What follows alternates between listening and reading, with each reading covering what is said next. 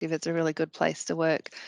I've got far more rapport with, all the other healthcare professionals, like the doctors and the nurses and the allied health professionals, and we do all work as a team here because we're here and we're face to face, and we can sort of communicate and consult. We don't do anything like that, but if I go out and I talk to the patients and find an issue with their medications or whatever, talk to the nurses, talk to the doctors, we'll change it on the spot and off we go. So from a pharmacist perspective, I really enjoy it. So yeah, so I mean, things have changed over the years. In 18 years, things have become sort of slightly different, but it is a very good clinical role, and it suits me. I like it.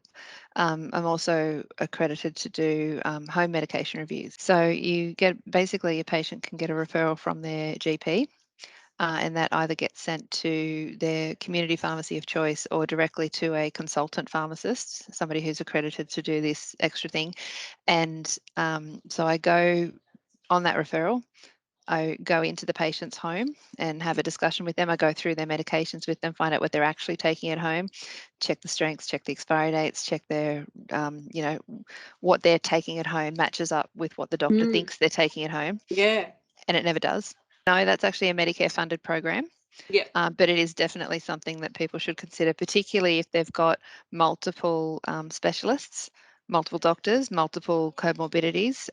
There is a criteria, but basically if they're on more than 5 medications, if they've got multiple doctors, if they've recently been discharged from hospital, particularly if there's been some changes to their medication, there's a number of criteria that they're actually eligible for this. It costs the patient nothing. And then what the pharmacist does is they go through their medications, find out what they're taking, what they should be taking. I then check that against their pathology. So if things need to be dose adjusted based on their kidney function, their renal function, their other comorbidities they've got going on, if the medications are interacting with each other, if the doses are not doing what we want them to do, if we aren't reaching our target, our targets, whether it's diabetes or whether it's blood pressure or whether it's kidney function, that sort of stuff, whether any of those medications are no longer required, or whether they're causing side effects, particularly when you've got elderly people who are on multiple medications. Anything that can make you drowsy leaves you more at risk of having a fall. You have a fall, you break your hip, you end up in hospital, and that can be fatal.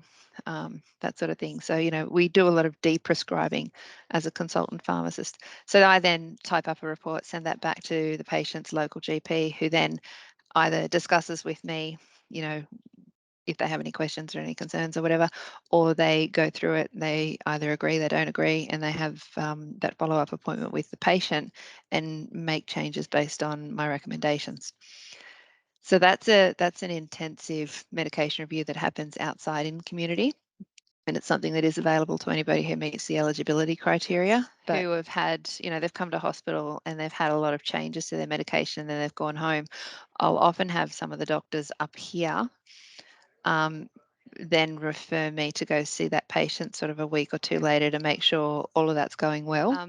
But on the whole, I'm actually rather big in empowering the patients by giving them the knowledge of their information. So if you can educate a person as to what their medication is being taken for, what they could expect from it, but also give them the empowerment to, if they have any questions or concerns, to go back and question their doctor.